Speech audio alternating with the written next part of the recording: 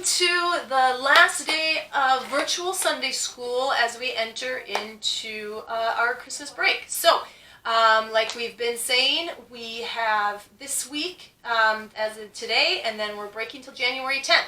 So, as you can see, we've got our festive gear on, our ugly sweaters, if you will. And we got our festive Christmas hats on, Santa hats, and Brooklyn's, hers lights up. It doesn't get any better than that, right? So hopefully you guys can get in some nice comfy PJs, some Christmas PJs, or maybe a nice festive sweatshirt that you have, or sweater like we have, some ugly sweaters, and enjoy this holiday. So today we're going to take a little bit of a different route. We are just going to end with this final Sunday school by reading a book. It's called On That Christmas Night. And we are going to also do a little bit of experiment. So it has been a long time since we've done an experiment, and I hope you guys enjoy it and love the message that comes out of it. And maybe you can do it with your parents at the house. So, all right, we're going to read our book. So no need to get your Bible out. If you don't mind, just listen and hang tight. Between Brooklyn and I, we're going to read it. So enjoy. So again, On That Christmas Night. Would you like to start? Okay. In the little town of Nazareth, no one thought much about angels. Not Joseph, the hard worker, carpenter, busy in his workshop, nor Mary, who always smiled as she dreamed of the day when she would be Joseph's bride. Yes. All right.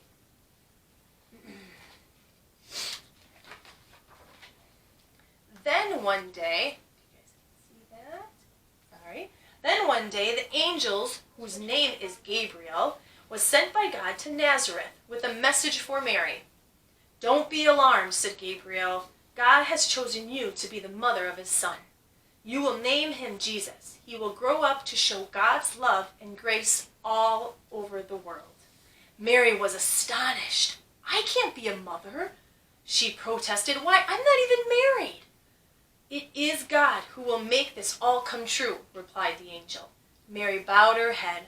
"I will do as God wants," she said.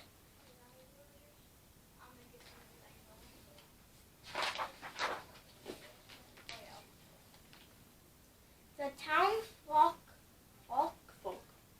of Nazareth had not seen the angel, but they soon found out the news. Mary was expecting a baby, and Joseph wasn't the father. And oh dear, they gossiped. Whatever will the poor man do? In a dream, an angel spoke to Joseph. "Take Mary as your wife," said the angel. "God was chosen you to take care of her and the child she will bear. He will grow up to show God's love and grace to all the world," and Joseph willingly agreed.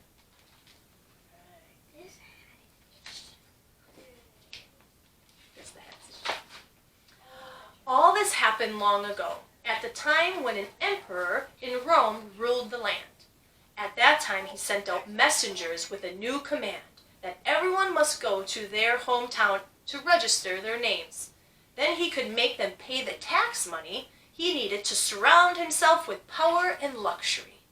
Joseph went to Mary. "My hometown is Bethlehem," he said. "We will go there together, for we will soon be a family."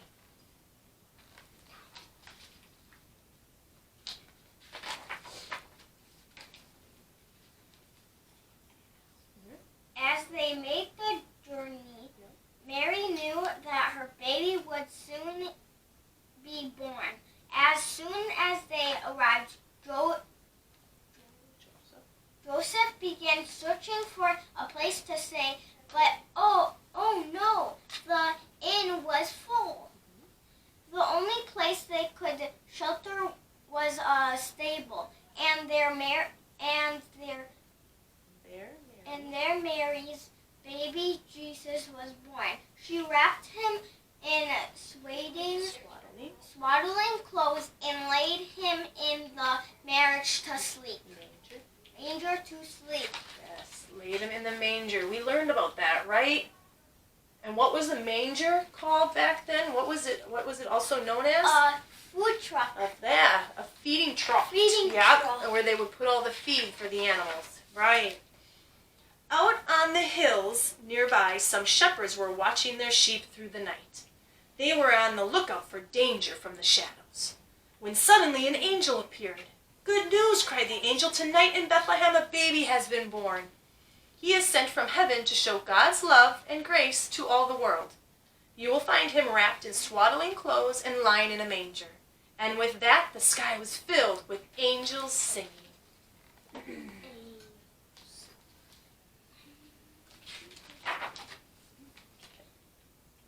Then, as suddenly as they had appeared, the sky was dark again.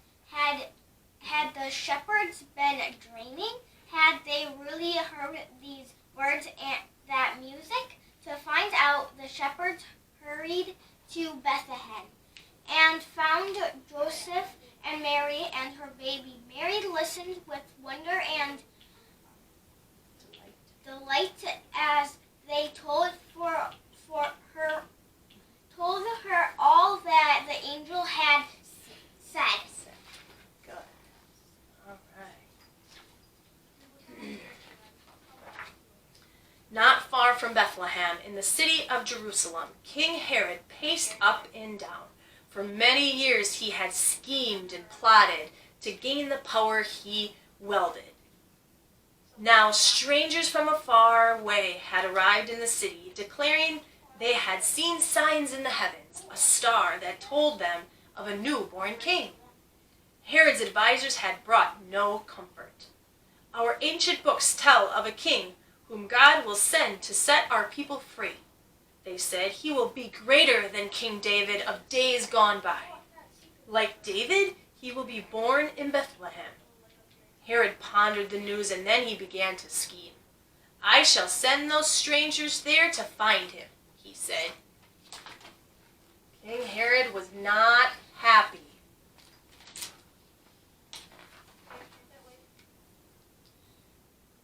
The strangers were delighted as they set out along the road to Bethlehem. The star that had led them many miles once again lit their way among hills and fields to the little town. There it shone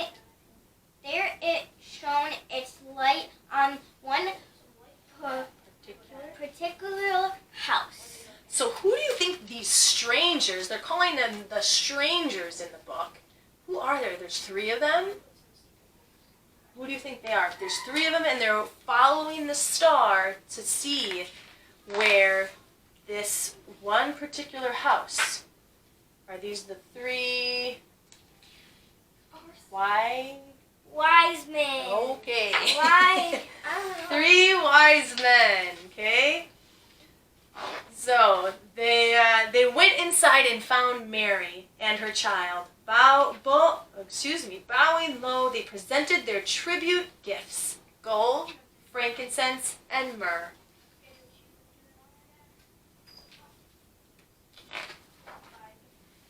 That night, in a dream, an angel spoke to them. "Do not go back to Herod," warned the angel. "He means to harm the child." When they awoke and set out for home, they went a different way. So they listened to the angel. That same night, the angel also spoke to Joseph. "Get up," whispered the angel. "Danger threatens. You must take Mary and Jesus far away. Do not return to Nazareth until I tell you it is safe." Joseph gathered his family and set out just as dawn was breaking. For Jesus must show God's love and grace to all the world, just as the angel had said. Mm-hmm. They too listened to the angel that spoke to them. Oh, the end. Did you know that was the end? So, for Jesus must be kept safe until the time he would show God's love and grace to all the world, just as the angel had said. That was the end. Yep, that is the end. Again, on that Christmas night. All right, guys, thank you so much for listening. Okay, we have our experiment, okay? So, I want you to listen up and check it out, okay? So, this experiment is about how Jesus is the best gift ever, okay? And sometimes other gifts might seem better than Jesus, right? We might put other things on a higher pedestal than what Jesus is, okay? So, what do you think, what's a gift someone might think is better than Jesus? Like, you know, everybody makes a list, right? A Christmas list at this time, or if it's your birthday, you're making a list. So maybe whatever's on your Christmas list to Grandma and Grandpa, what do you think, like, some kids would think is better than Jesus? A phone is what she said. She tried to whisper it. It didn't work. A phone, probably like PlayStation or Xboxes. Some people think money, right? What else? Maybe dolls or toys, some books maybe, right? So gifts, right? But what? Jesus will always come out on top, no matter what, okay? Because Jesus is the best gift ever. So, we are going to, here, we're going to do this together, okay? So this is vegetable oil, okay? But we are going to pretend that this liquid represents Jesus. Okay, just please. I feel like she's going to spill it. Okay? This is, so this represents Jesus. If you can kind of see it, sorry. Okay. So, what do you think will happen if we pour another liquid in it? We have other liquids here. We've got this. So this is honey. That's milk. And then we have dish soap. Okay? So these liquids will represent things that are like on our wish list, okay?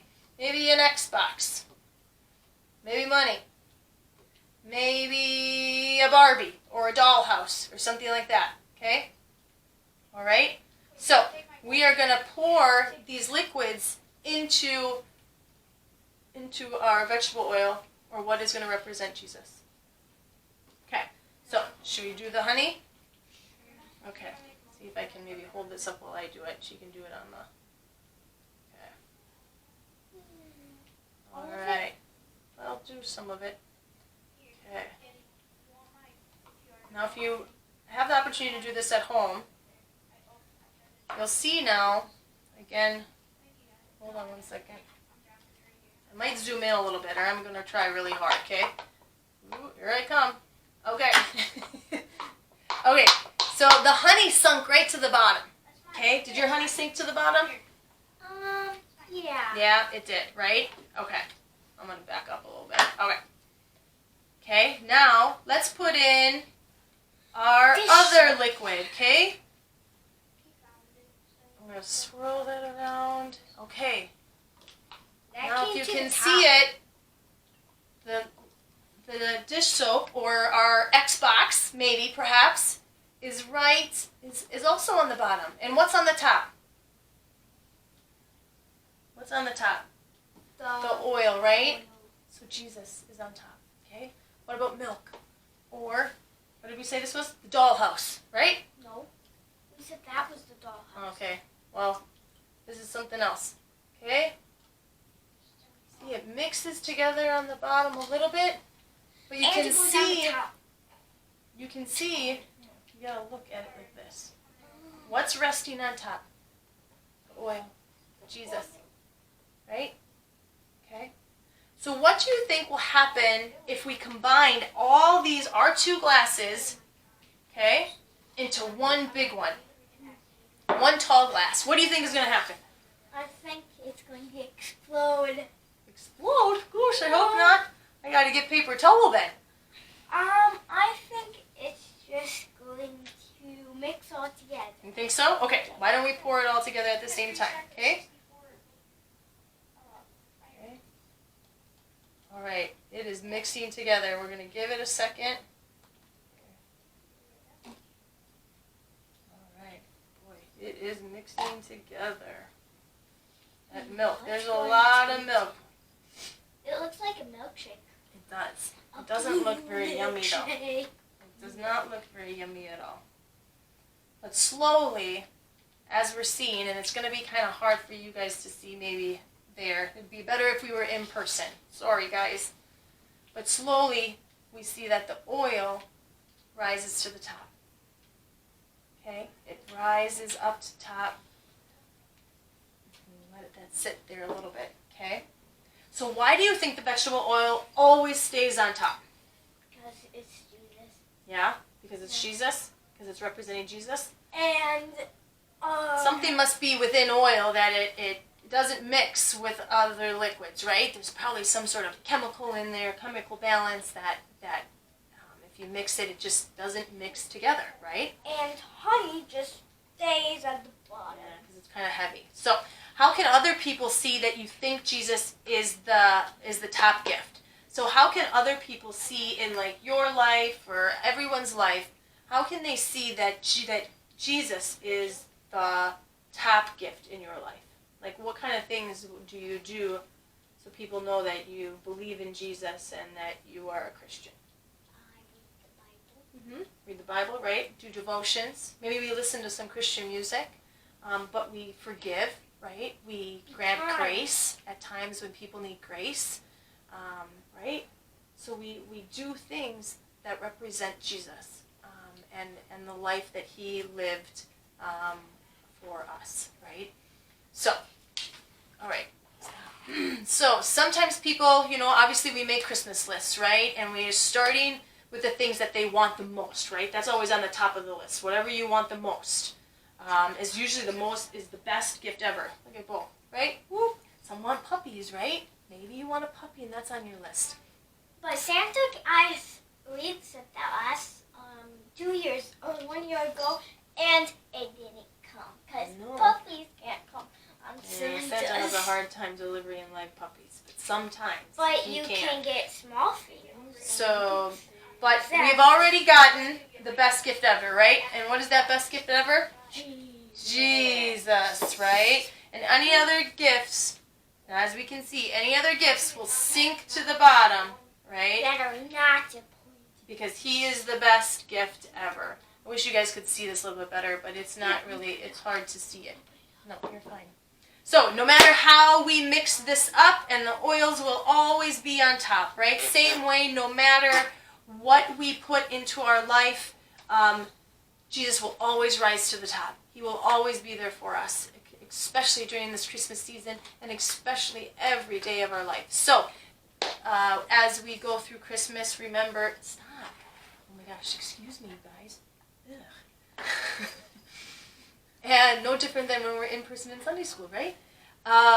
So, remember that this time of year we are thankful and that we remember that it's Jesus' birthday on December 25th, right? And that's the reason for the season.